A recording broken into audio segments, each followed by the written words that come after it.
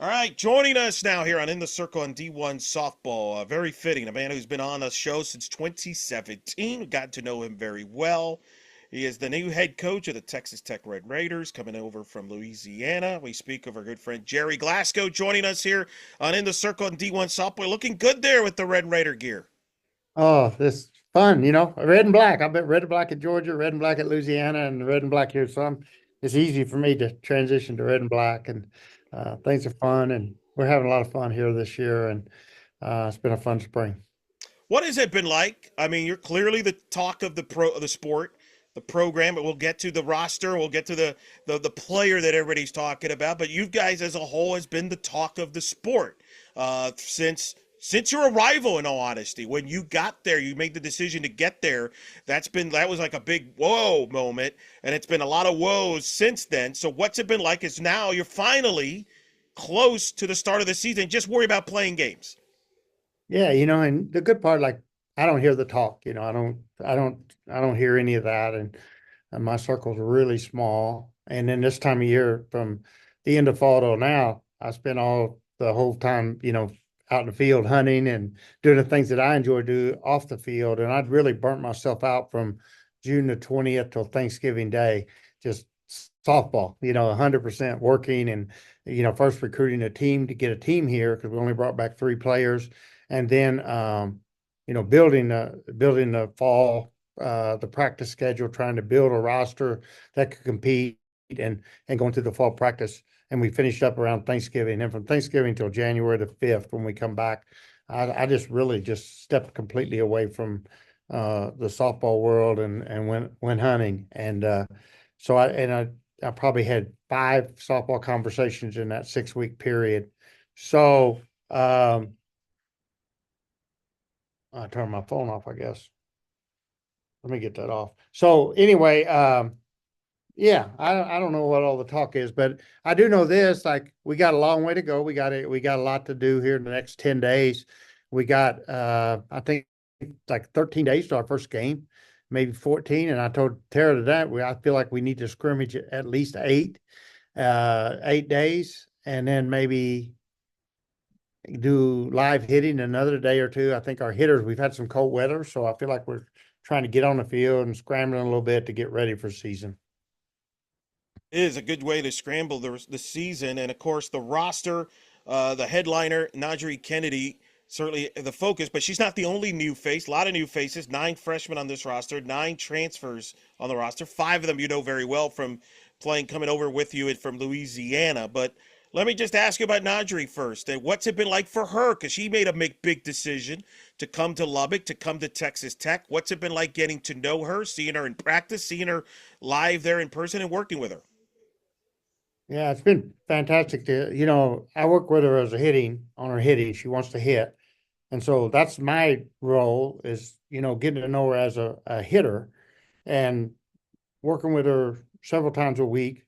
And fun. She's a very committed athlete, very hardworking, very dedicated. When you ask her to do something, she never questions you. She does it.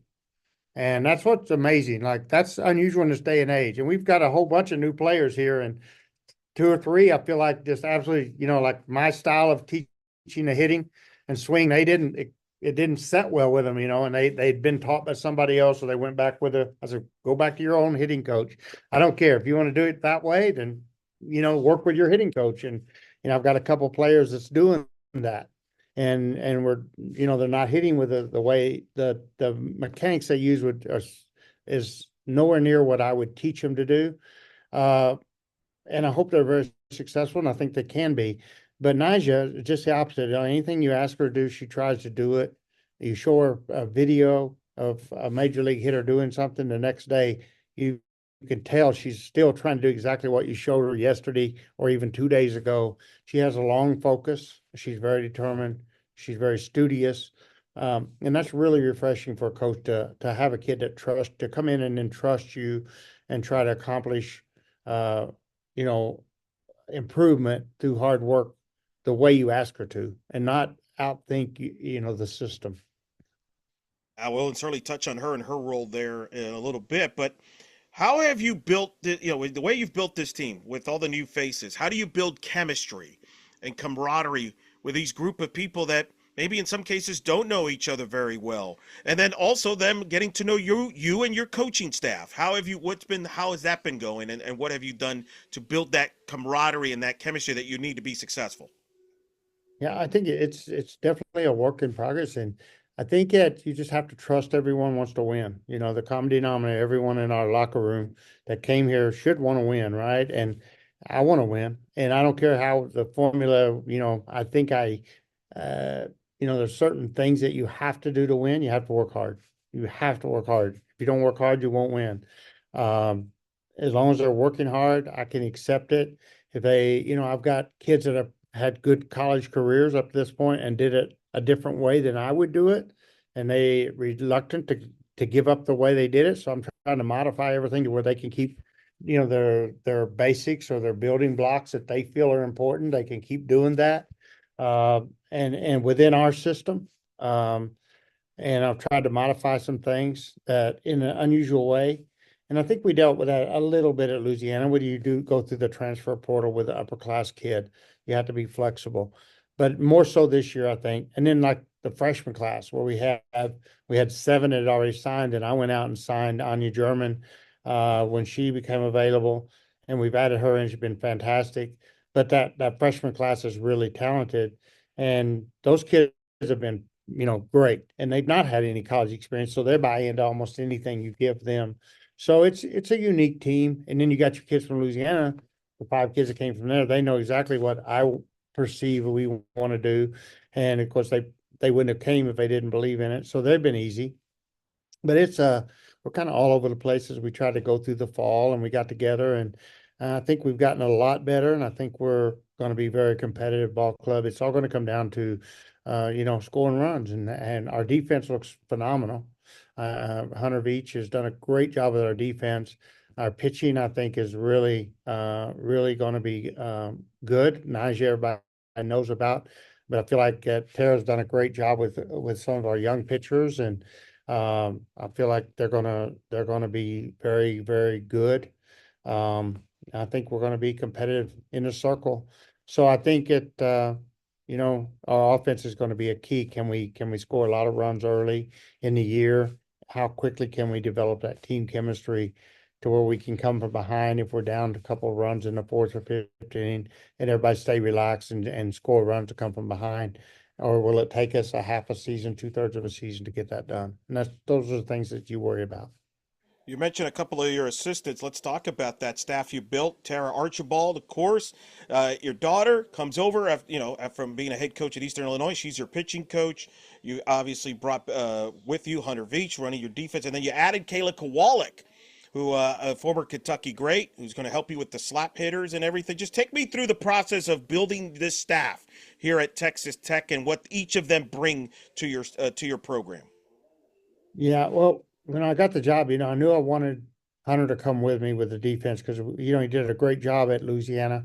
We went from 15 double plays in 2022 and 13 in 2023, I think, to 49 or 46 in 2024, and led the country in double plays.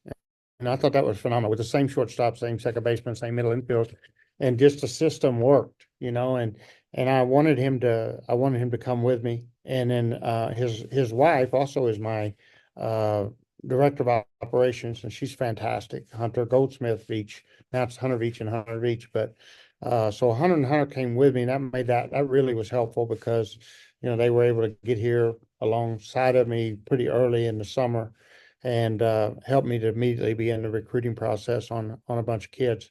And then, getting Tara to come and handle the pitching was huge for me because, um, the familiarity. We coached together in travel ball before I went to Georgia, and then she'd come to Georgia, coached 3 years on Lou's staff as a pitching coach while I was a hitting coach for Coach Lou.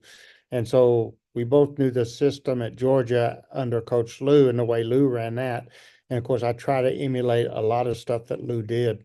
I try to, I think that probably the most prominent influence in my coaching is Coach Lou. And so Tara, I knew she'd be familiar with all of that and the bullpens and stuff. Um, and so that really helped to get her here. And then, um, so then I got down to I needed one more coach, and I wanted someone that could challenge Maya Davis and could make her better because she's been such a great player for me at Louisiana. Hit 380 and 410, I think, last year. And I think she's a key to this team, that we can continue to develop her. And if she can, she's I think she can be the best center fielder in the country this year. I think she's underrated on the national stage because people just they haven't seen how good she is. 11 outfield assists as a freshman.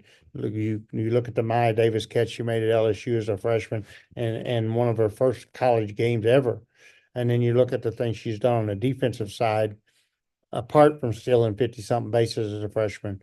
And if we can develop her, and I thought Kayla had the experience and then the presence on the national team. And then the other part, she's a Texas native. So the recruiting, she knows the coaches in Texas. I thought she was a great fit for our staff.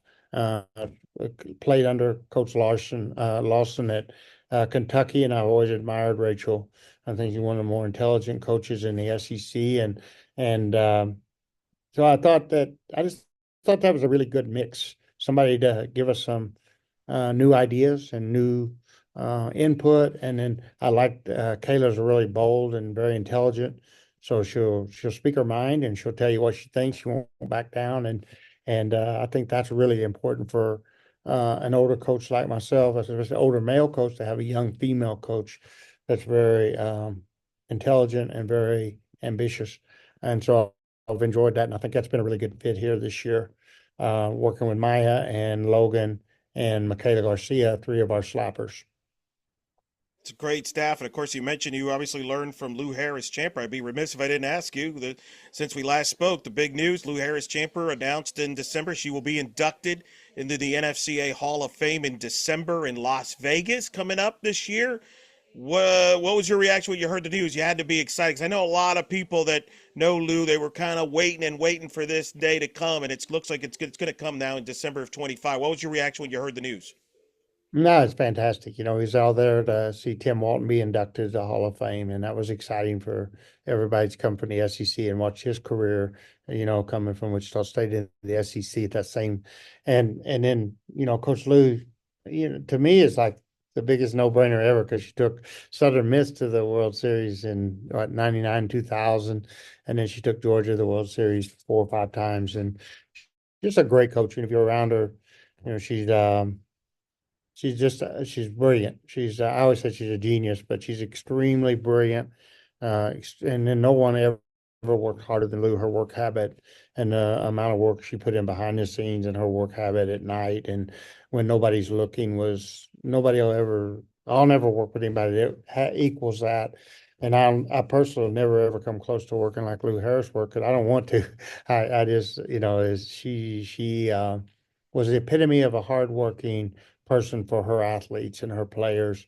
So it's exciting for me and well deserved. And I think it was due. I don't know, it was overdue or due. I don't get into all that because I just think it's a win-win for her. I think it's a win for NFCA and it's a win for all the Georgia program and all the Georgia athletes. And then those athletes that played for it, Nichols and Southern Miss. It's just a time to celebrate and excited for her and her family that she's there where she belongs. You gonna try to make it out there, Vegas? Oh, I'll be there. Oh I yeah. knew there's a lot of people going to be Absolutely. Trout, Gola. They've all told me they're going to be out there. Vegas. Yeah, yeah, you got to go to see Sweet Lou and induct to the Hall of Fame, and it's a big moment. And I think she's one of the people that like her coaching persona is totally probably different than like the players that played under her, that people in her locker room. The way you know her as someone that was in her locker room would see her completely different than an average person that was sitting in the stands. Um, and so I think that's it's a moment. It's really everybody inside that Georgia family that was around Lou is celebrating for her right now. It's going to be a great night, but certainly you got an exciting season ahead of you prior to that. And let's talk about this team. And let's talk about the pitching staff, but let's talk about the rest of the staff. Everybody knows about NiJaree. but you've got a pretty good staff behind her, including your one of your aces from last year, and Chloe Riacito, who made a name for herself, beat Oklahoma last year, won 15 games for you. She comes with you as well to be part of this pitching staff. It's going to be top of your rotation. Plus, you got three talented freshman pitchers. So tell me about the rest of the pitchers that people may not ask you about, but could be key factors in helping Nyjah perhaps save some innings in her arm and also give you a much depth pitching wise that could get you deep into the postseason. Yeah, Chloe's just she's a professional pitcher, like she goes out there, she knows how to get people out. When she's on, she just lives right outside the white of the plate. She'll live right on the corner. She's a master of hitting the block on the inside and the outside corner. She can spot the ball about wherever she wants to. And then, last year she got her velocity up at the end of the season, 66, 67, touching 68 at times. Um, so she's got some velo to go with her location. And then her break is, you know, she makes the ball move from the left-hand side, which is always an advantage. But I think when she can spot it like she spots it, that's her key.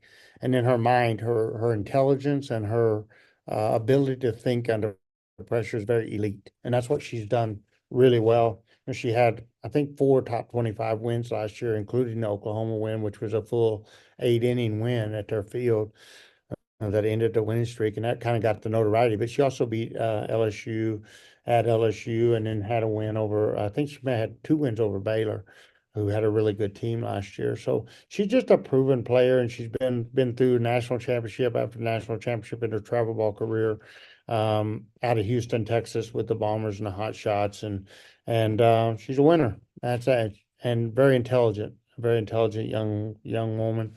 Um, and she'll get better. I don't know. She's a player that always shows up in games. She's not the best practice player. She doesn't always pitch great effectiveness in practice, but in a game, she is money. And so that's what we're excited about, and we'll depend on her experience again this year. And then behind her, we've got three freshman arms, and we're excited about all three of them. They're very different. They complement Chloe and Nyjah very well. You got two lefties and a righty.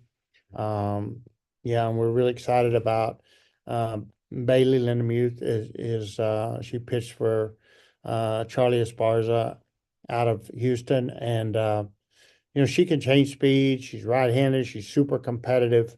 Um, she can throw in the mid 60s. But she kind of reminds you of Megan Gibson out of travel ball, where she can go in with a screwball, she can go out with a curveball, and then she just knows how to pitch. She'll change speeds constantly on you, and she feels her position extremely well. So anything hit back up the middle, she's a magnet out there, fielding position.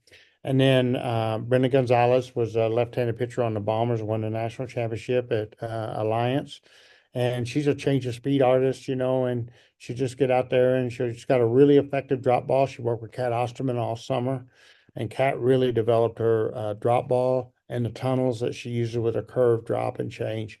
So, and she'll throw in that 63, 64 range, but she can, spot the ball and just change the speed enough to make herself really effective. And then the one that we're excited about is also is Sam Lincoln. She was injured a little bit in the fall, and we haven't got to see as much of her as the other two, but we believe she's got tremendous potential, and we're really excited about her development and what we're seeing in practice every day. Do you envision using all five this year? Do you consider redshirting one of them there? What, with the outlook there? Because there's a lot of ways you can handle this especially when you have the best pitcher in the sport in the world. There, it gives you some options of how to use the other arms. So what's your vision there as far as the other arms? Obviously, Chloe's going to get a lot of innings as well with her resume. But what about how do you handle the three freshmen who you don't have to rush right away? They got two great pitchers they can learn from. Yeah, no, I don't think so. I think we go all in. We're trying to, get into the postseason and make a run, and I think all of them want to play. I don't think any of them want to just red shirt, and I think we need that. I think they're all very. I think they kind of complement each other very well, and I think our job would be to take as many innings away from Nyjah as we can get. The more we can get her off, out of the circle in the regular season, the more it's going to benefit us late in the season, in the postseason. And I think that there's going to be a lot of games where we want to mix and match pitchers and use three, four arms to get through games and just keep NiJaree as fresh as we can later in the year for later in the year. Especially with NiJaree being part of the offense as well as she will be this year. Let's talk about this offense for you. What do you see from this offense overall? Again, you've got some players you know very well, but I want to start with the player, one of the three returners who was an all Big 12 freshman team performer in Logan. And what have you seen from her? Because she is somebody that's been here and is going through a transition, going from different coaches there. What have you seen from her as you get to know her? Yeah, she's a lot like Maya Davis. She's an outstanding bunter. Maybe one of the top bunters, maybe the best bunter I've had in 15 years of coaching college. She might be that good, but she's absolutely one of the top two or three bunters that I've ever coached in college softball. She's very effective laying down bunts. She can slap, she can handle a bat really well. Um, she works really hard, and I love that. I think that always jumps out at me when a kid's a really hard worker, and she's that kid. She shows up every day to compete, and she's fast. She stole 18 now, 19 bases. Um, and her and Maya and Michaela Garcia also has really got in that group, and they work with Kayla Kowalik, and all three of them had great falls. All of them batted over 400 in the fall season, and they all got themselves in a position. They're all competing to start. Michaela has been banged up a little bit and been unable to practice for about a week, and she's got to get back out on the field. That's really injury maybe the only thing keeps her out of the starting lineup. And um, it's those kids are getting after it. But Logan's been great. She's primarily been used in left field for us because we got Maya over in center. But she's going to be in that 1, 2, 9 type hitter role for us. And I really could see her batting any of those three spots, 1, 2, or 9. Yeah, I was going to ask you with her in the outfield with Maya there, how do they complement each other in the outfield? How do you envision that outfield playing out defensively as well as in the lineup there? Because you got some options there.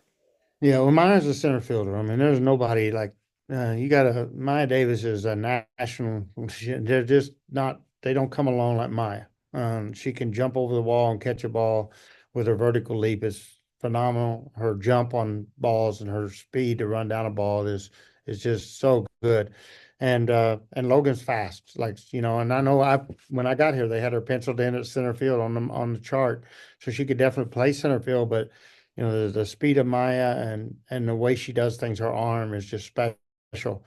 So we've had her in left field. She could play right field as well, but with those two together, and we're fast, and that's the beauty of it. It gives us a really solid outfield, and in right field, we've had Lana Johnson in right field a lot. She's very fast, has a good arm. We got several people. Michaela Garcia could go out there. Reagan Jennings is another kid that came back here with Logan Jennings, also a sophomore. They were both all Big 12 freshmen last year. And Reagan Jennings is in a position she's competing to start for us at first base, second base, third base. She's anywhere in that infield except shortstop. Right now, we're not looking at her there, although she could play shortstop and has in scrimmages. With an injury, she could possibly be at shortstop, but we're looking at her more first, second, and third, but then also in the outfield. And so, yeah, those kids just they get it. They get in and get after it with the bat, and they know they belong in the Big 12 because they've already made the Big 12 freshman team, and they feel experienced. You look at the some of the infielders you've got options there. You got Katie Lott coming over from Oklahoma State. Could play possibly third base there. You got, of course, Alexa Langliers, who you know very well from Louisiana, could play second. At Lauren Allred, you know very well first. How do you envision this infield defensively playing out as of right now? And of course, you got also some interesting options at catcher.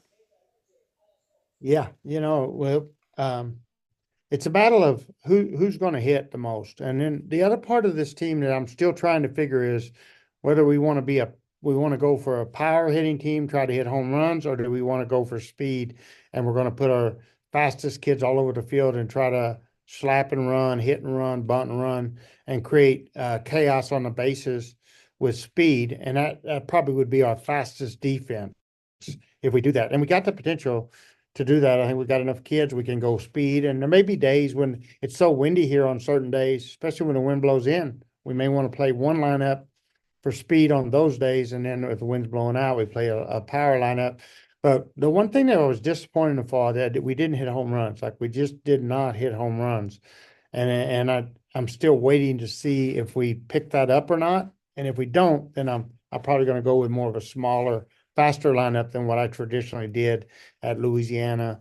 But we're letting the kids decide that in our. That's what we're doing in our inner squads here in the next couple of weeks. We'll make that final determination based on what they do in their scrimmages.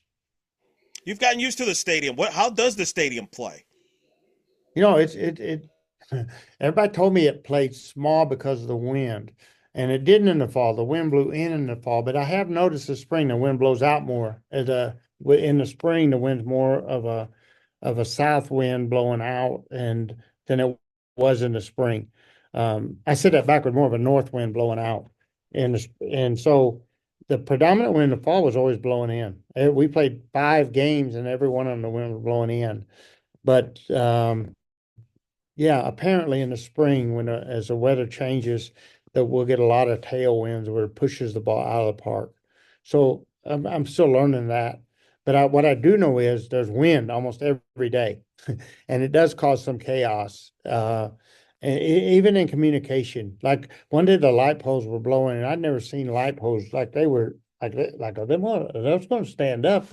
It's like it was scary. It was scaring the players that had never seen it before. And me as a coach, I'd never saw light standards rock 3 or 4 feet before. And it was a different experience. And we've tried to get out there every time it's windy. I've tried to make the kids practice in it because we want that to become like normal for us and to be a home field advantage. So the stadium's interesting. That's the word I've definitely have used I've heard over the years is interesting there. It can play a lot of different ways, and you're right, it does tend to blow out more in the spring. And it could even change on a moment's notice too. So that's part of the learning curve there. We've talked about the big freshman class. One of the headliners of that class is your young infielder Tony. There, tell me a little bit about her.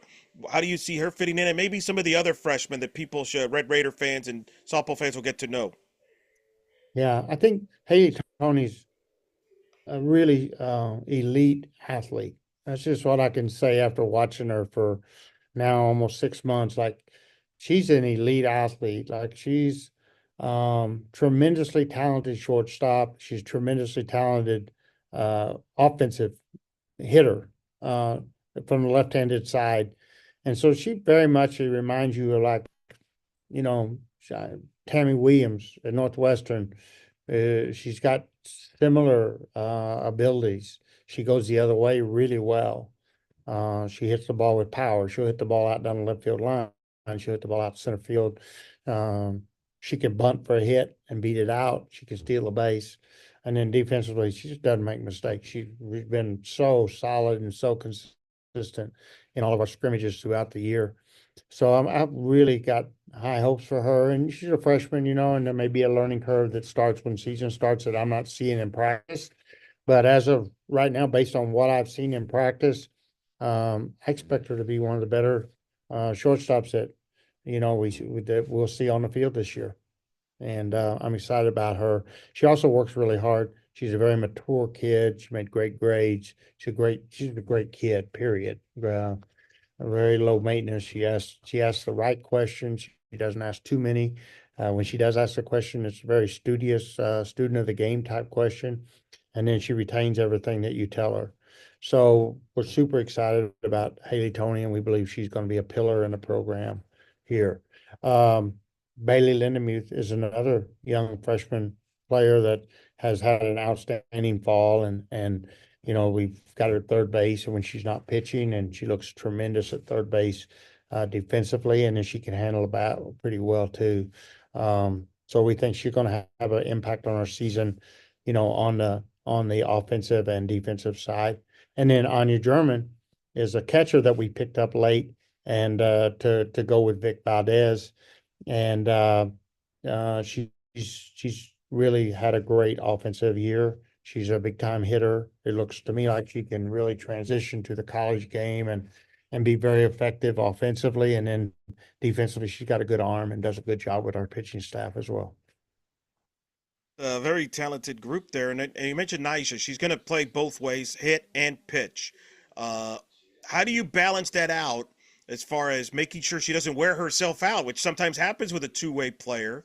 And then do you see her envisioning hitting her just when she pitches, or could she play perhaps? You might play her a little bit at first base, even if she doesn't pitch, because that does give you some strategic options of keeping her in the lineup and maybe bringing her in as a reliever or starting her as a pitcher and then moving her and keeping her in the game the whole time. So there's some pieces here you can use with her, and that's the beauty of having a two-way player.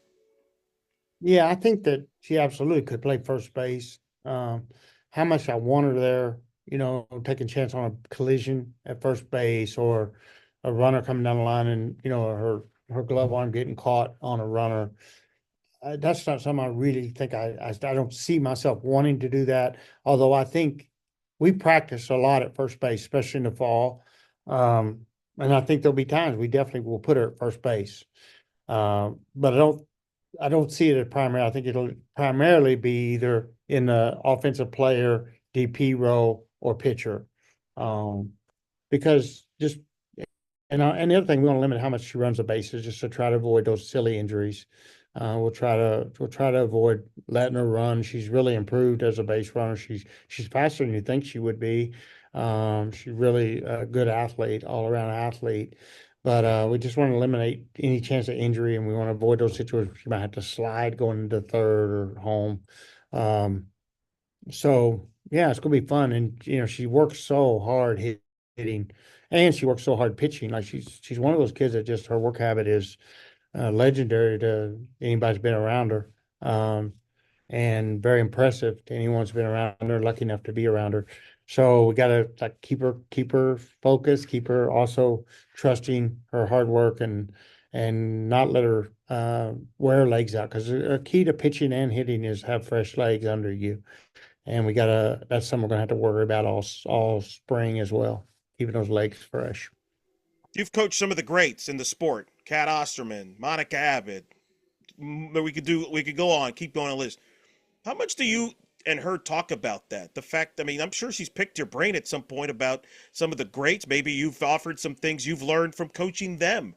Maybe that's something that's going to help you coach her here. What describe that from as you've gotten to know her and she gets to know you, because you have a unique perspective. You've seen some of the best in the history of the sport in the circle, and obviously, I'm sure she not know she wants to be known as one of the best by the time her career is done.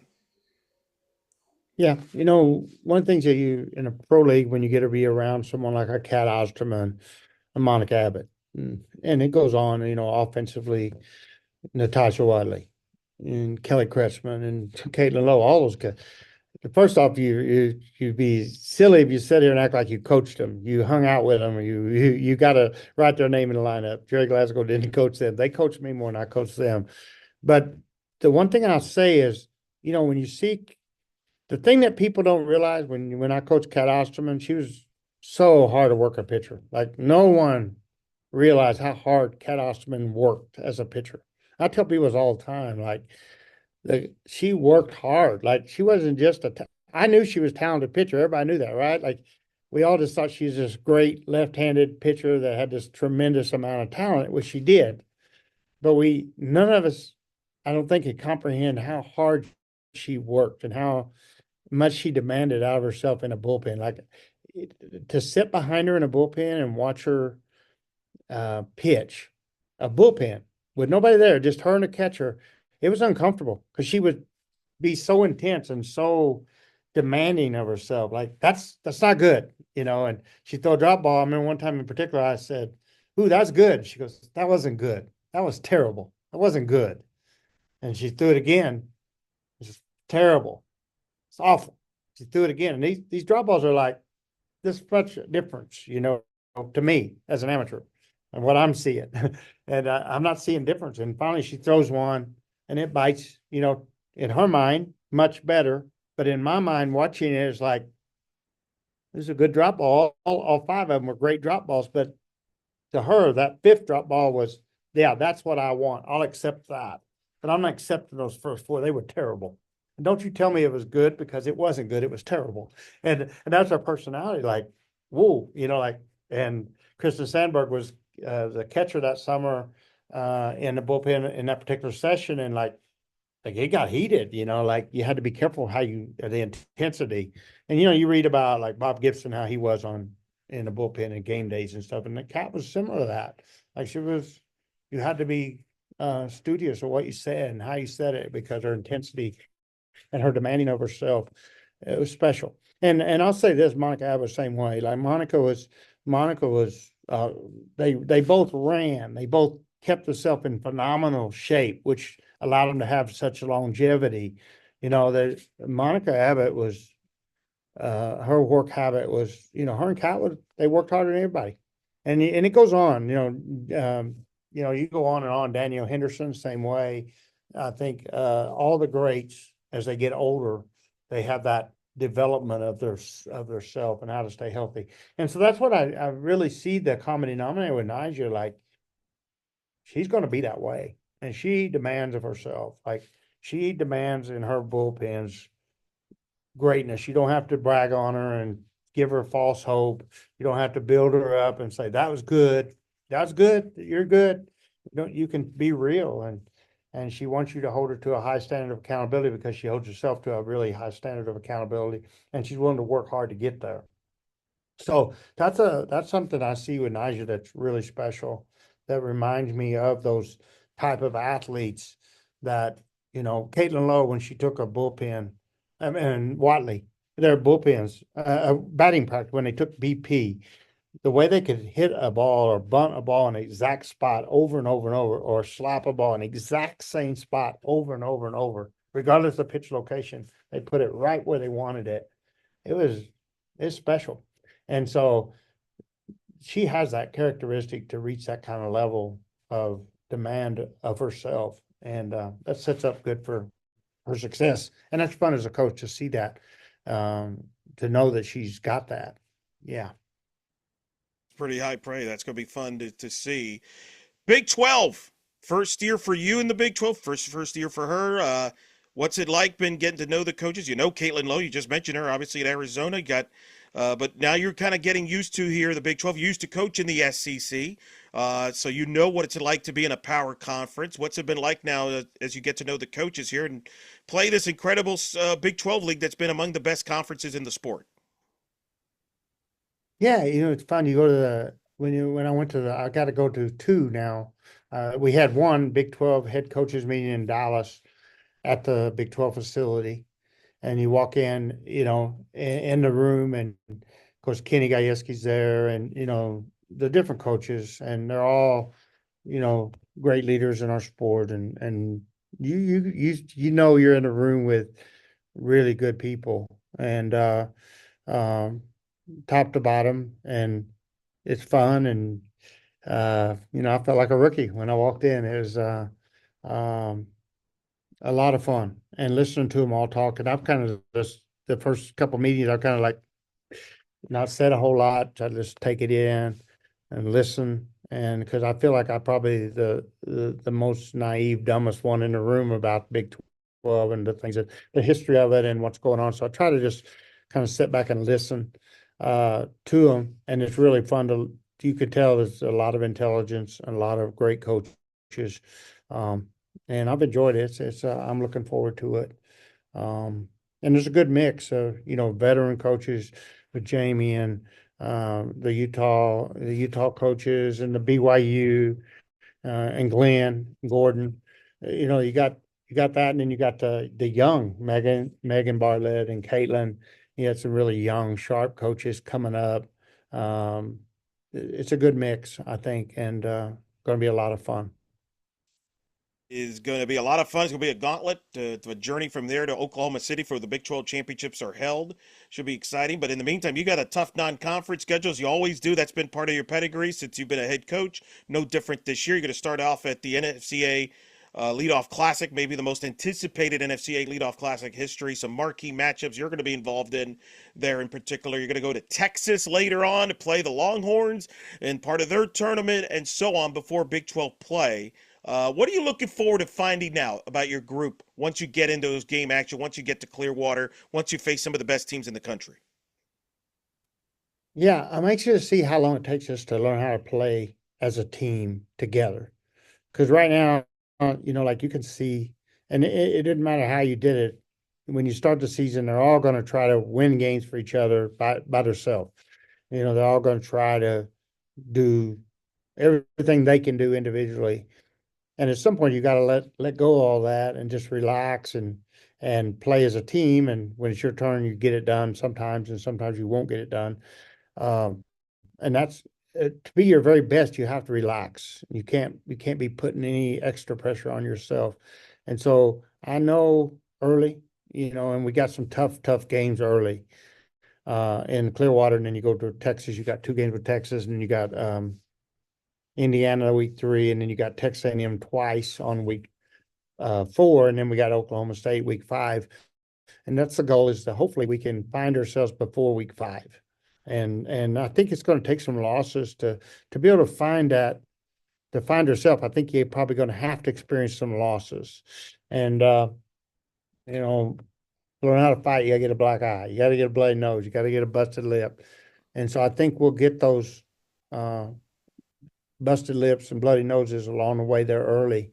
And then at that point I expect my team to like be resilient enough to, okay, it can't get any worse than this. Let's go. Let's play. And then I think we're going to be pretty good at that point. And so how long does it take for all that to happen? That's what's going to be the fun part. Um, and if and I think the more we can see that and make it happen in our inter squad scrimmages, we've had some bleeding in our inter squads. And if we can make ourselves bleed enough there, I think we can speed that process up. So by having really high level, intense scrimmages where we really get after each other. And so that's all things that I'm looking forward to seeing and what I want to see how it plays out. Well, a lot of people are looking forward to seeing that. It'll get going when you get down to Clearwater, Florida for the NFCA Leadoff Classic. Gerry Glasco joining us, head coach of Texas Tech, joining us here on In the Circle and D1 Softball. Coach, always a pleasure to talk to you. It's been a blast. We've been talking every year since 2017. You've been on every year since. It's been a blast, and excited for you to and your move here to Texas Tech and see how this plays out this year. I know a lot of people will be watching, but thank you so much for taking the time to talk to us. I know it's a busy schedule for you, but thanks for always coming on, and thanks for coming on here and talking to us here on In the Circle and D1 Softball. Yeah, appreciate it. Appreciate all that you do with your interviews and your publicity you put out for the sport. It helps our grow our sport. And the sport's grown tremendously in this last 7, 8 years and fun. So thank you for what you do. Appreciate you.